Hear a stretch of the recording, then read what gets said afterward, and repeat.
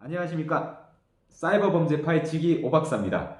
네, 오랜만에 뵙는 것 같아요. 저도 코로나의 늪을 피해갈 수가 없었습니다. 그래서 일주일 쉬었고요. 그래서 이번 시간에는 대환대출에 대해서 말씀을 좀 드리도록 하겠습니다. 대환대출 같은 경우는 지난번에 한번 말씀드린 대로 피해 금액이 엄청나요. 그 기본 몇 천만 원대 보통 이렇게 피해 금액이 크거든요. 그래서 대환대출은 이제 아시죠? 저금리로 대출을 해주겠다. 지금 또 대출이 안 되는 분들한테 저금리를 해주겠다. 또는 그 뭐 한도를 높여주겠다. 이런 식으로 이제 접근을 하거든요. 최근 이제 가장 유행하는 수법은 선착순이라는 표현을 많이 써요. 문자를 또 보내거나, 네, 또는 전화를 해가지고요. 무슨 은행인데, 좋은 상품이 있다. 그런데 요건 선착순이다. 그러면 사람들은 또 그렇죠. 뭔가 저금리에 좋은 상품인데 선착순이라고 하면 마음이 급해지잖아요. 그럼 일단 들어보거든요. 그래서 얘기를 듣다 보니까 괜찮아요. 그래서 대신에 이 대출을 하려고 하면은 기존 대출을 갚으라고 말을 하거든요. 항상 이제 기본엔 기존 대출을 갚으라고 합니다. 그래서 이 대포 통장, 그러니까 이제 불러주는 통장으로 그 기존 대출을 보내주면 그러면 이제 2배에 달하는 금액의 대출을 해주겠다. 이런 식으로 꼬셔요. 그게 이제 요즘 가장 많이 유행하는 거고요. 두 번째 같은 경우는 이제 보통 신용이 약하지 않습니까? 그래서 대출이 이제 불가능하고 거절되잖아요. 근데 거래 실적을 쌓으면 대출이 가능하다고 이렇게 속입니다. 그래서 그 돈을 지금 이제 어떤 누군가를 보낼 테니까 그 사람한테 이제 돈을 줘라. 그러면 이제 그 거래 실적을 쌓게 해서 오히려 이제 더 신용도를 높일 수 있다 그러거든요. 그래서 이제 대출이 가능하다. 이런 식으로 이제 속여서 금전을 탈취하는 수법이 있습니다. 네, 그리고 세 번째 같은 경우에는요, 마찬가지 신용등급이 낮아가지고 저금리 대출이 불가능하다. 대신에 이제 보증금이 필요한, 그러니까 보증금을 좀 주면 대출이 가능하게 해주겠다 그러거든요. 그건 조금 소액이에요. 뭐 50만원에서 100만원. 그러면 이제 편취를 하고, 그리고 이제 지금 진행 중이다라고 속이면서 조금의 금액이 더 필요하다고 얘기를 하거든요. 그래서 조금 더 금액을 더 편취를 하고 나중에 이제 잠적을 합니다. 이런 식으로 이제 저금리 대환대출을 하는데, 그 과정에서요, 저금리 이제 대환대출 과정에서 마찬가지로 어플을 깔라고 이제 지시를 하거든요. 어플을 깔게 되면 우리가 어떤 현상들이 생기느냐. 예전에 한번 말씀드렸죠. 어플을 깔게 되면요, 내 휴대폰에 있는 모든 정보가 일단 탈취되고요. 그리고 원격 조정이 됩니다. 내 휴대폰이 이제 상대방 마음대로 조정이 되고, 또 한 가지 이 사람들이 뭘 이용을 하냐면, 저금리 대출을 하는데 이렇게 이제 의심하는 사람들이 있죠.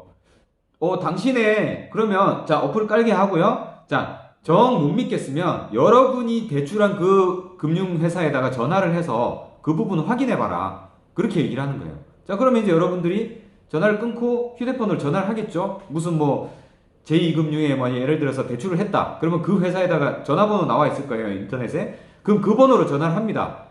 그런데 중요한 것은 뭐냐? 이 어플이 여러분이 만약에 땡땡 은행에 전화를 했음에도 불구하고 그 사기단한테 전화를 가게 만들어버려요, 어플이. 그럼 사기단이 전화해서 땡땡 은행입니다 라고 얘기를 하는 거예요. 그럼 여러분은 이제 정말 그쪽으로 전화를 한 줄 알고 이렇게 여러분의 정보에 대해서 물어보죠. 그럼 거기에서 뭐 신용정보가 어떻고 대출 금액이 어떻고 이런 얘기를 다 해줘요. 그리고 어떻게 갚아야 된다, 그게 가능하다 아니다 이런 식으로 거짓말을 하는 거죠. 그럼 여러분들은 당연히 속겠죠. 그런 식으로. 그리고 또 금융감독원 이다 뭐 이런 식으로 전화가 와서요. 여러분의 이제 그 은행 지금 이제 뭐 해킹을 당해서 거래가 정지가 될 것 같다. 앞으로 이제 거래 못 한다. 그래서 그것을 풀려고 하면 금융감독원에 전화를 해라. 뭐 이런 식으로 또 얘기를 하거든요. 이런 식으로 자꾸 유도를 해요, 이 사람들이. 여러분이 전화를 해서 믿도록 만듭니다. 그럼 여러분이 또 금융감독원에 전화를 하죠? 그러면 그 전화가 또 사기범한테 가는 거예요. 그래서 여러분들이 점점 믿게 만들어서 내가 한 말이 맞다라고 믿게 만드는 용도로 쓰는 거예요. 그런 어플들을. 그리고 또 한 가지는 뭐냐면, 여러분이, 자, 그 아까 두 번째 수법 있죠. 돈을 이제 누군가를 보내서 그 사람한테 돈을 주라고 하잖아요. 그럼 여러분이 그 사람 만나서 돈을 주려고 하는데 찝찝하단 말이에요. 그럼 어떻게 하냐? 경찰에 신고하시겠죠. 경찰에 신고하는 걸 이 사람들이 어플을 통해서 알아요. 그래서 경찰관이 나를 기다린다는 것을 알기 때문에 그 장소에 만나러 나간 장소에 그 사람들이 안 옵니다. 그래서 여러분들이요, 만약에 금융감독원이다 아니면 어디 뭐 금융기관 또는 경찰에 신고를 하시려고 하면 일반 전화를 하시거나 다른 사람의 휴대폰으로 전화를 하셔야 돼요. 그래야 이 사람들이 그걸 알아채지 못합니다. 그런 식으로 이제 여러분들이 신고를 좀 하셔야 되고요. 그리고 이제 이 대환대출 같은 경우는 이제 어떤 수법, 어떻게 이제 우리가 의심을 좀 할 수가 있느냐. 모든 금융기관이나, 모든 금융기관에서는요, 고객의 동의 없이 그런 이제 홍보용 문자라든지 전화를 하지 않는다고 합니다. 그거 하나만으로도 여러분들은 이게 가짜구나, 피싱이구나를 아실 수가 있는 거고요. 그리고 소상공인 대출, 예를 들어서 이제 정부 지원 소상공인 대출 문자가 오잖아요. 터무니없이 높은 금액은 다 가짜라고 합니다. 보통 1,500에서 2,000까지인데 그것도 여러분들 확인을 한번 해보셔야 돼요. 그쪽에 실제로 전화를 하셔가지고 확인을 해보셔야 되고요. 그리고 뭐 조건 상관없이 뭐 금리를 1%에서 2% 해주겠다. 그것도 다 가짜겠죠. 왜 조건을 안 따지겠습니까? 그래서 그런 식으로 이제 유도를 한다. 그런 건 거의 다 보이스 피싱이라고 생각을 하시면 됩니다. 그리고 여러분들이 만약에 이제 의심되잖아요. 그런 걸 어떻게 알아볼 수 있느냐? 우리 이제 그 상품 같은 거 있죠. 무슨 대출, 뭐 햇살론이다, 뭐 이런 식으로 얘기를 하잖아요. 그거 인터넷이나 이런 식으로 검색을 하셔서 확인을 한번 해보셔야 되고요. 그리고 대출 상담사 이름이 나오지 않습니까? 모든 대출 상담사는요, 다 등록이 되어 있습니다. 그래서 대출 상담사를 검색하실 수가 있어요. 그래서 검색을 통해서 그 사람이 있는지 아닌지를 또 한번 확인해 보실 수가 있습니다. 그리고 만약에 여러분이 돈을 보내셨잖아요. 통장으로 돈을 보내셨을 때 어떻게 해야 되느냐? 빨리 112로 신고를 하셔가지고, 그렇죠. 지급정지를 하셔야 됩니다.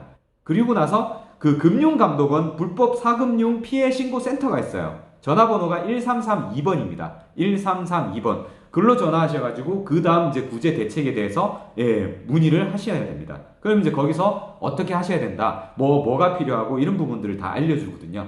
이렇게 해서 이제 여러분들이 구제를 좀 받으실 수 있는 방법이 있습니다. 이상 오늘 이제 대환대출에 대해서 말씀을 드렸고요. 아까 이제 무조건 하나만 명심해 주시죠. 일단 어플을 깔라고 하는 건 무조건 다 사기다.